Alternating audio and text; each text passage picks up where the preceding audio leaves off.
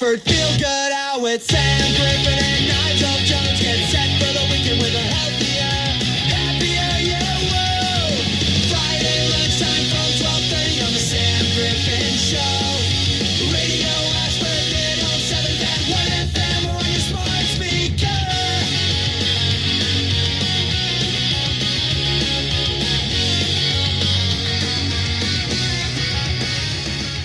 Welcome to the Radio Ashford Feel Good Hour, the show that helps you feel lighter, brighter and more in control of your life. Today is a special episode. We're looking back at the best of 2025.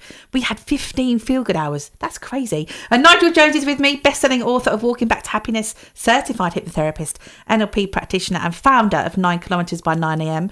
And Nigel's work is all about turning big ideas into small practical actions that genuinely change how people feel and function. How are you? I'm great to be here, and the end of 2025 already. No, where's that year gone? Crazy. Yeah. We've had some fun, right? 15 shows. 15 episodes of the Feel Good Hour. Absolutely brilliant. And today we're just going to kind of go through it as a bit of a reset and reminder of what we've covered. Yeah. Not everything, because we're not going to do that. Obviously, we've only got an hour and that we can do that. But just kind of little snippets of what we've covered. I think first off, I think we kind of really need to think about is, what is mindfulness and meditation? And we touched on that right at the beginning of our Feel Good Hour journey. How can listeners realistically build them into their everyday life, especially at the moment when it's so busy?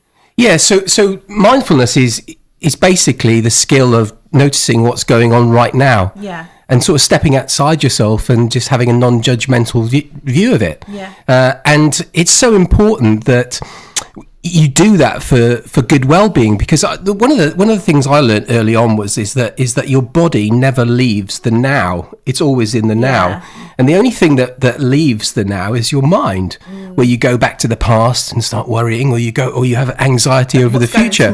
But you're still here. Your body's still here. It's only your mind that's moving. Yeah. So the skill of mindfulness is actually to bring yourself back to now, and you can do that by concentrating on the things that are going on around you. One of the classic things to do is be aware of your breath, because your breath is always in your body. Yeah, it's not in the past or the future, it's here. So that's why a lot of meditation, mindfulness starts with breath work, where you sort of listen to your in-breath, listen to your out-breath. But you can also take a walk and just listen to the sound of the birds or the wind in the trees, or watch the clouds. Yeah. So that's really what being mindful is. It's bringing your mind back into your body. Yeah. So what can you do now immediately? When you drink a cup of tea, feel the warmth of the tea in the cup, feel it going down your throat into your stomach, through your body. You're actually being mindful of what that cup of tea is doing. You're being in the now. You can also just watch the clouds, listen to the birds. So those are the now things you could do by bringing your mind back to now. Yeah, it's so tricky, especially at the moment. It's finding that time. But like I say, all it is maybe a minute or two, just to take yourself back to Can you smell something? Yeah. Touch something? Yeah. That's there right in front of you, right in that moment. Yeah. Live for the moment. Yeah, and do you know what? I always use this line, which is from Kung Fu Panda, which is basically, I love this, and I remember the first time I heard it was just brilliant. So it's the past is history, the future is a mystery, and today is a gift, and that's why we call it the present. And it's all about presence. Not present. Exactly. I love that. And obviously, this time of year, I know I'm definitely struggling with my sleep at the moment. My brain is super busy. Yes. Obviously, having that mindfulness and the meditation side of that kind of can help with the sleep too. So let's kind of tie them in together. What practical tips are there to help people sleep better, especially at the moment? So remember that when you were born with sleep as your default. It was the normal thing to do. If you're not sleeping well, then you've learned not to sleep well. So it's a belief. Yeah. You've taken on board that I don't sleep well. So if you're telling yourself that, you won't. So whatever you tell yourself happens. So what can you do? I mean, there's some classic things, sort of do's and don'ts if you want to get a good night's sleep. I mean, first of all, don't drink coffee before you go to bed. But preferably the last coffee should be sometime in the mid-afternoon. because that caffeine is in your body most of the day, and it'll prevent you from sleeping.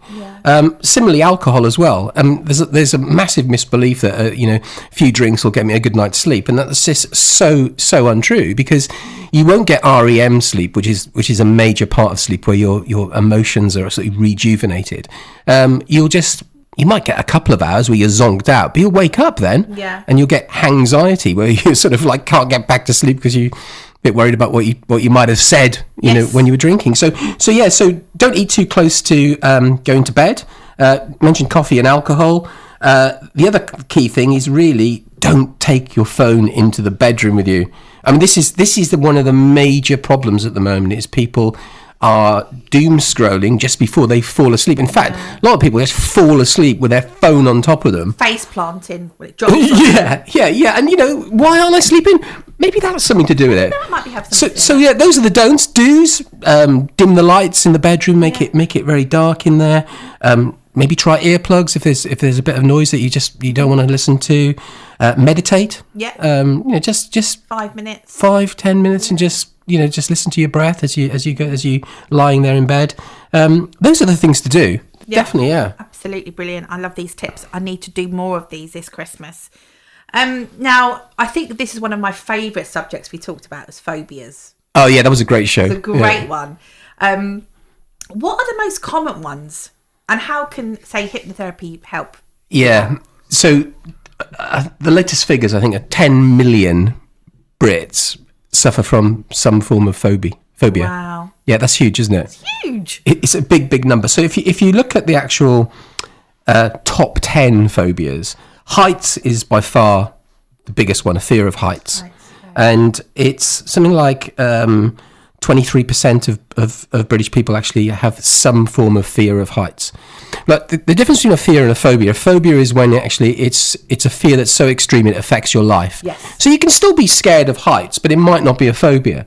When it actually starts to affect your life, like you won't go out, or you won't get in the lift, or you won't go up the escalator, then that's a phobia. Yeah. And it'll bring you out, the mere thought of getting in a lift or going on an escalator would bring you out in some form of panic attack or sweat. So that's really when you get into like the phobia side of things. But yeah, so you've got heights are the top one. Spiders, that's up there. 21% of Britons, or one in 5 British people have a fear of spiders. If you look at, it's really interesting on the male-female split on that. So 26% of women are afraid of spiders, and 16% of blokes. Okay. So, but that's it. Whatever that means. But that is one of the stats. Public speaking is the third one. The fear of just standing up in public, and that could be just saying something around a Christmas dinner table. It's like best man speech.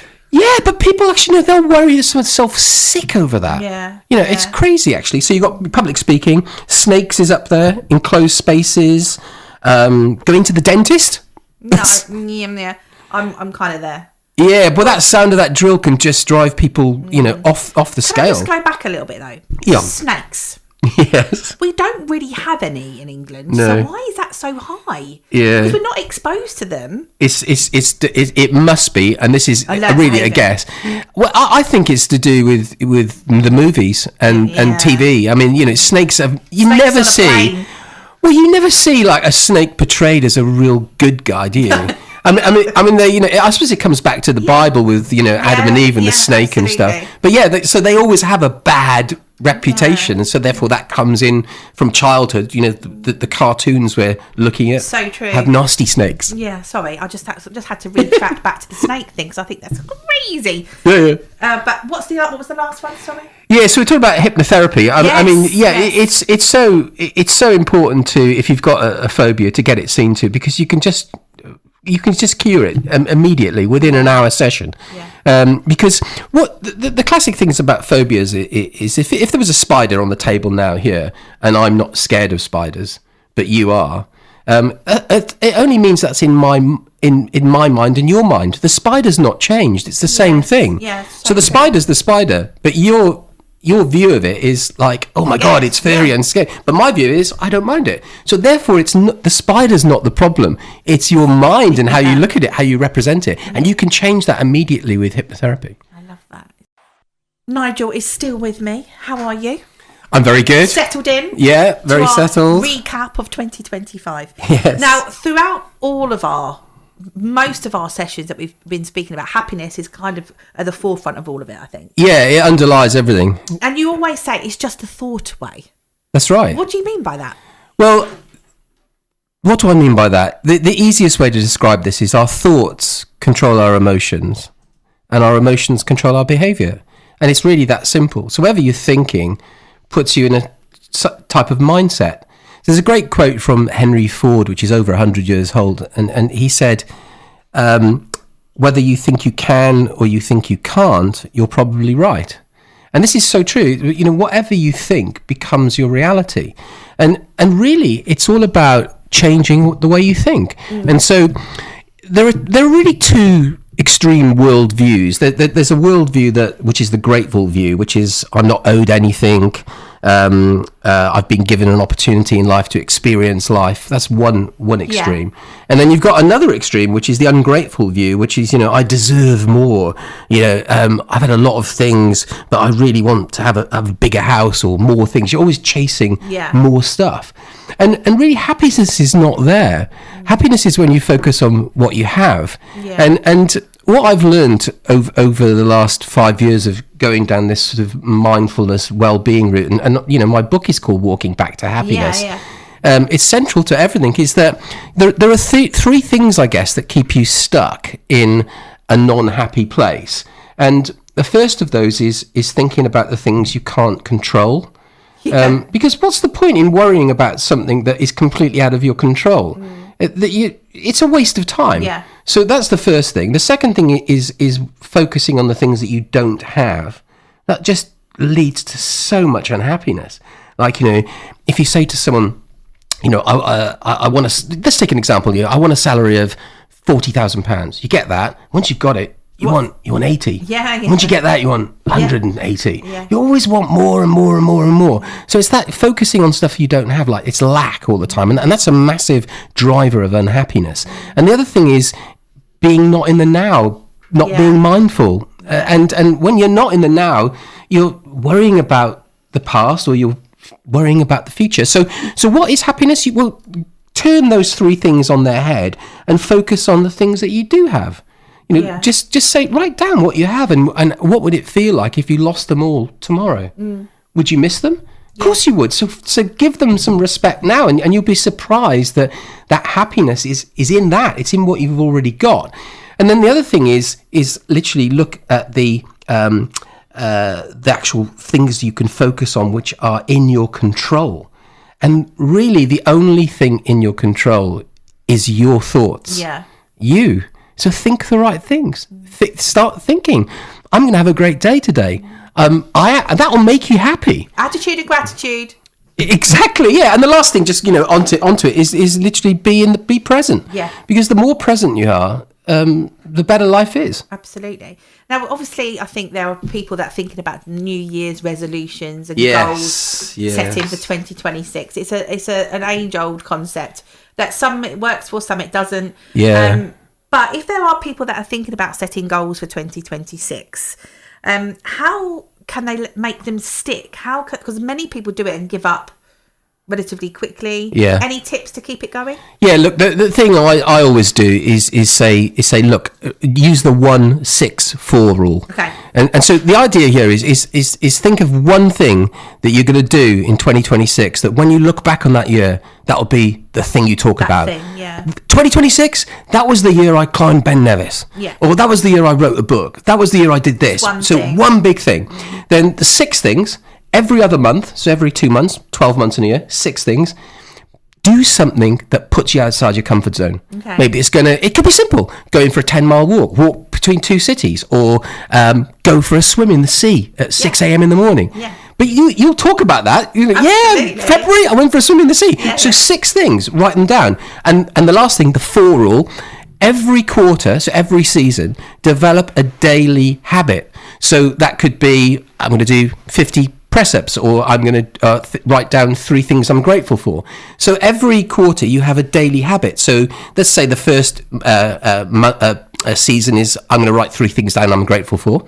In season 2, you're going to do 50 sit-ups. In season 3, you're going to drink 2 litres of water a day, and etc. So- By the end of the year, you've got 4 daily habits that you're doing which are actually beneficial for your health.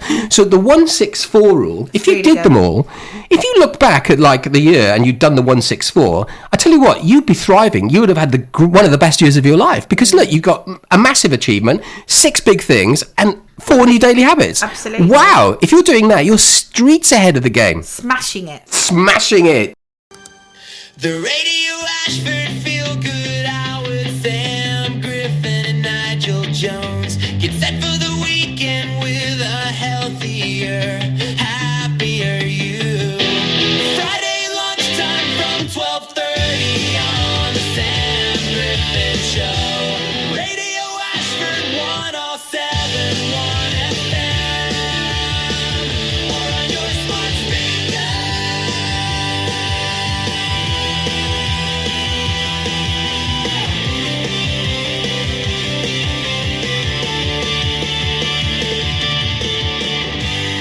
Nigel is still with me. It's the Feel Good Hour Recap 2025. The best of. The best of. We've covered some great subjects already. Yeah.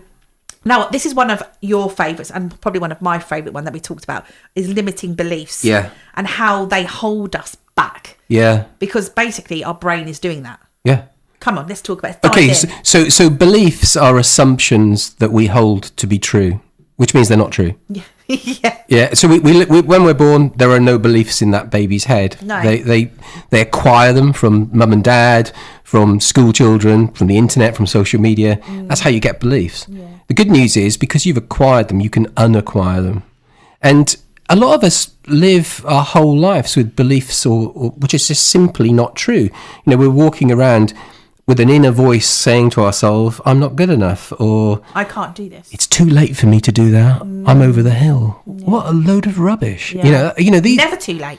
never too late. Exactly. So you replace them with things like, I can. Yes, I can. I can do anything I set my mind to. Yeah. So that inner voice is so powerful. The things that you say to yourself really guide your whole life. Absolutely. And so that's how easy it is to change it. You write down things that you think are negative. Like we just said, I'm not good enough. It's too late for me. That's just how I am. Even just saying them, you just realise immediately that that's just not true. And how negative that is as well. That Really negative negative. language. Yeah, and this, the way we speak to ourselves, write the stuff down and say to yourself, would you say that to a young child? Yeah. You wouldn't. No, absolutely. We're our own worst enemies in a way. The things, the talk, that negative talk is so important to how you control your well-being. There's a great story of the elephant in the circus. If you ever go to a circus, you'll see like a baby elephants when they're like about sort of 3 foot high. The circus master used to tie them their leg to a little tiny piece of string just to keep them in place so they wouldn't wander off. And that tiny baby elephant, if it does move, it hurts its leg a bit because the string pulls on it. But if you look at an older elephant, like a 5,000 kilogram one, which is like fully grown, they've still got a tiny piece of string tied around their leg to hold them in place, because they've acquired that belief at the early age that if they move, that string will hurt them. Yeah. And you've got a 5,000 kilogram elephant just sitting there, and that's exactly what we're doing. Yeah. We're taking these beliefs and they're just holding us back our entire life when they could just be broken just like that. I also find, and I probably do this all the time, I can give really good advice about how people look after themselves. Yeah. Yeah. But not for Doing it yourself. But Yeah. it's so true. And people always say to me, maybe you should take some of your own advice. Yeah. And I think sometimes that is a bit of an eye-opener. Completely. Because you know what to do. Yeah. And it's almost like you can do it very simply with just 2 chairs. Just get 2 chairs in the room and just sort of have, one chair is you and the other chair is your best friend's advice to you. Yeah. And just sit in the other chair and say, what would your best friend say to you about this new belief that you've got, or this old belief that you've got, is I'm not good enough. Yeah. What would they say? Absolutely. They're obviously going to say, what are you talking about, Sam? That's a load of rubbish. Yeah. So you don't need your best friend to be there. Just put her there and actually think what... Think they're there. Yeah. And that's called two chairs, or it's really perceptual positions. So you're changing your position. Now, since working together, in my daily journal that I do every morning, at the top of it, I wrote Ho'oponopono. Yeah, that's great. So it's an Hawaiian mantra. Why does it work? It's because it's so the actual mantra it consists of 4 very powerful positive sayings. So you've got I'm sorry, please forgive me, thank you, and I love you. So if you're actually building yourself up saying those 4 things, you're actually fueling yourself with positivity and gratitude. Yeah. And let's face it, our human bodies are made, their default mode is basically something's going to hurt us. Yeah. Something's going to go wrong. I've always got to be aware of what the dangers are. And it's, the reaction normally is fight, flight or fright. Yeah. And so with this, if you're flooding yourself with positive stuff, you're sort of counteracting all that negative stuff that goes on naturally. And the key thing to remember here is you cannot be angry and you cannot be fearful when you're feeling gratitude. And if you're saying to yourself 100 times a day to start off with, I'm sorry, please forgive me, thank you, I love you. Yeah. Just say those words over and over again. You just feel it immediately. Yeah. And this is a proven sort of Hawaiian mantra which has been used for hundreds and hundreds of years. I think one of the most standout questions for me since we worked together personally, but also I think one subject that we covered is purpose. Yes. Now, some people come into this life and they know what their purpose is. Yeah. They know it. They know without any question that their purpose is X, whatever that might be. Yeah. Some of us struggle to find what our purpose is and why we're here. Yeah. How can people find their purpose? Yeah, so everyone has a purpose. It's just some of us just haven't found it yet, as you rightly say. Yeah. So the easiest way to do this is really get a blank sheet of paper and just write down on it. The first thing is what drives you. What are the things that drive you? Just make a list of them. And then that's step 1. Step 2, what are you good at? Yeah. List the things that you love doing and what you're good at. And then 3, what would you like to do with the rest of your life?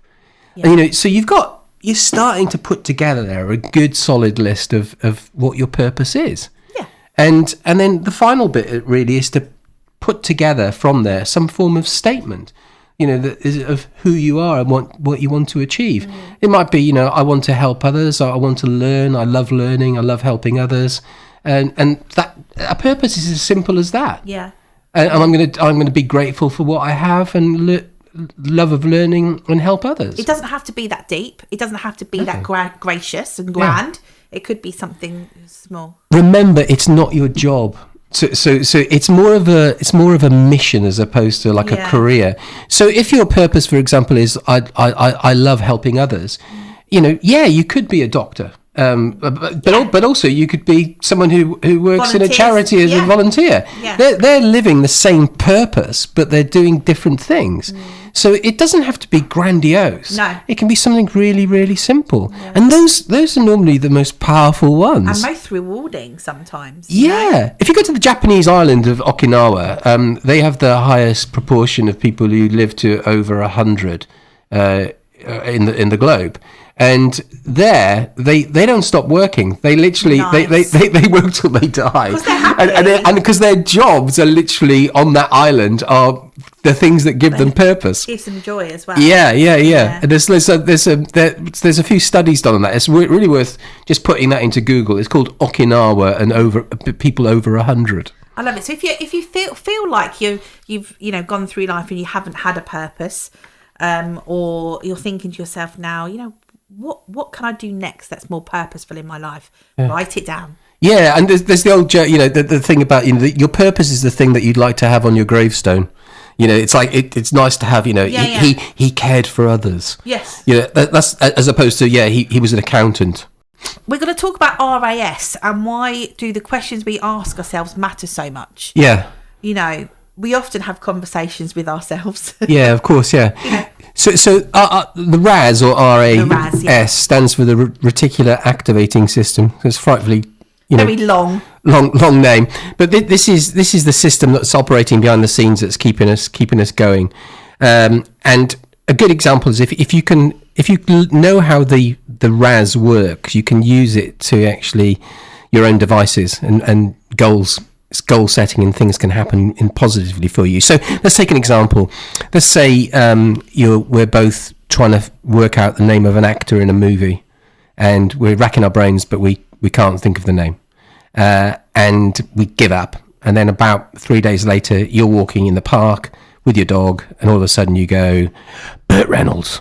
It just comes out. I don't know why Burt Reynolds came out then, but could be anyone. Could be anyone. Yeah. Scarlett Johansson. Burt Reynolds. Anyway, so what's happened there is that your subconscious mind for the last 3 days has been going overtime to find out the answer to the question that you posed it 3 days ago. Yeah. And all of a sudden, the answer pops out. So if you know that's the case, and you know that's how your brain works, then ask yourself the right questions. So it might be, how can I get a new job? How can I leave my job? How can I move house? How can I get into a new relationship? And the answers will come out. Yeah. Because your subconscious mind will work on it. Yeah. And, have a pen and paper next to your bed, because sometimes you think of these things in the middle of the night, and you wake up and you go, right, oh, that's brilliant. Yeah, I've got that. Write it down, because rest assured, you'll forget that unless you write it down. Or it'll keep you awake. Yeah, exactly. So that's the RAS, and it's really, really powerful. Love that. Now, this time of year, anxiety is high, probably higher than any other time in the year. How can some of our listeners have you got any quick tools maybe that could help calm them? Yeah, so the quickest thing to do is just box breathe. So, if you're feeling anxious, or you've got high anxiety, inhale for 4, hold for 4, exhale for 4. Yeah. Hold for 4. Really so you're going around a box, and you just imagine the room you're in. So one wall is inhale, one wall is hold, one wall is exhale, one wall is hold, and just go around the room. And if you go around the room 5, 6, 7 times, you'll start to calm down. So that's a really quick one. Use the 5, 4, 3, 2, 1 rule. So think of 5 things you can see, 4 things you can touch, 3 things you can hear, 2 things you can smell, 1 thing you can taste. Yeah. That'll take your mind off things. So immediately you've done 15 things with the 5, 4, 3, 2, 1. Yeah. So those are real quick things you could do for immediate anxiety. Love that. So if you're in the kitchen, the turkey's burnt, the carrots are boiling over, you forgot to defrost something. Yeah. 5, 4, 3, 2, 1. You could also throw water over your face, just so it's cold water just below your eyes, where there are nerve endings there that actually tell the body that it's submerged in water. So if you fell into the river, you would immediately forget everything in your mind. And what's happening in that moment. Because you'd be now on, oh my God, I need to survive. Yeah. Right. So you can recreate that without falling in the river. You can literally, it's called the mammalian reflex. Okay. And literally just by throwing cold water just underneath your eyes, you'll actually get that feeling. But what I would say is, though, don't do that if you've got a heart condition, and obviously take a GP's advice. Absolutely. Now, we're coming into the festive season. Dry January is approaching. I know we've been talking off air about some of the sign-ups already. Yes. Which is incredible. Let's talk about some smart swaps and some alcohol-free alternatives. And I've got some lucky saint in the room with us now. I'm looking forward to giving that a try in a minute. Christmas obviously is tricky because we have all the questions about why are you not drinking? Yeah. Or what are you drinking? Yeah. There's so much out there now. I tried a few things this month because, as you know, I'm a champion of Alcohol Change UK, and we get lots of drinks sent into the charity, and we sort of test them and taste them and stuff, and give our views on them. There's this great one which is out there called Bativo, and I've seen it in quite a few supermarkets. And it's basically, I think it's made from vinegar, and it doesn't sound nice, but it's like a spirit. So it feels like you're drinking like a rum or a malt whiskey, because it gives you that sort of afterburn on the back of your throat. It's really, really nice, and it's got a really nice long sort of flavour to it, which I really like. So I like that. I like my favourite is definitely Mother Root, because I love ginger. I after we spoke, I went to my brother's Yeah. And he had a bottle on the side. I was like, oh, I need to try some. And I'm a big ginger ale, ginger beer fan. Yeah. I also love apple cider vinegar, which is one of the other Yeah. main components of it. And I had it with some tonic, some lime. Yeah. It was divine. Yeah. So good. So this market is just it's changing so much. Go back 2-3 years. There was nothing like this out there, and all of a sudden now you've got like these really sort of advanced or adult sort of alcohol-free spirits and wines and things. So, but I'd say So Bativo, Mother Root, really like those two. On the beers, love Lucky Saint. There's a number of varieties of that available as well. There's an IPA as well, which is nice. Yeah. Very tasty. There's this other one I tried the other week. It's called High and Dry, and it's made from mushroom. It's mushroom based. Wow. Yeah, it's really nice. It's different. It's a different taste, but give it a go. I mean, that's really nice. I'm not sure if that's in supermarkets, but definitely online. It's called High and Dry. Yeah. So that's nice. I think it's like it's arming yourself with these wonderful drinks that I think. Oh, another thing for me, I love a nice bottle. Yeah. I love a nice can. Yeah. And I think it's really important to kind of have a look at some of the packaging. Yeah. The Mother Root bottle is beautiful. Yeah, exactly. And a lot of drinking is the whole ritual. It's the experience. So if you've got like a nice bottle, you've got some crystal glasses, you've got the ice, you pour it over. You're not going to get a hangover with this. No. And you're not killing yourself. Absolutely. But you've got the ritual, and you just feel like you have a great time. The other thing is we talked about mulled wine in the past as well. Yeah. I mean, you can get some of these bottles of mulled wine for a couple of quid in the supermarkets, and there was I think one from Aldi called just Mulled Zero, which is really nice. Yeah. I mean, that's tasty. Yeah. I'd go heat that up, put some cloves in it. Cinnamon stick maybe. Yeah, really, really tasty. So there's loads out there. There's no excuse. There is no excuse. But what also I will say with that as well, they are also on the whole relatively healthy. Yeah, completely. So if you're trying to maybe look after yourself more, they are quite a healthy option to have. Well, the reality is less calories in them. Yeah. There's no alcohol in it, so therefore you're not putting the ethanol into you. You're not going to have a hangover. You're not going to have any of the effects of that. They're cheaper as well. Yeah. Much cheaper, and you don't get caught up in into like all the session mentality which alcohol creates, where you want the next one, you get in a craving. Alcohol-free drinks, you normally have like one or two, maybe three over the evening. But it's definitely there's positives on all sides of it. Thank you so much for joining me today. It's been great. It's been really good. It's been a great year on the Feel Good Hour. We're going to continue on in 2026. If you haven't already got a copy of Walking Back to Happiness by Nigel Jones, if you haven't got it in already, or you're thinking of getting a gift for someone to put in their stocking, maybe. Yes. Available on Amazon. It is indeed, It's a great book. I actually did a post on LinkedIn about it the other day, saying that how I listened to it, because I'm an audio girl, a few times now. Once I first met you, I listened to it. Not because I wanted to give up drinking, because wasn't a huge drinker anyway. But actually listening to it, the concepts behind giving up drinking and why and how you felt relates to other things in your life, whether it could be eating or how you deal with people. Yeah.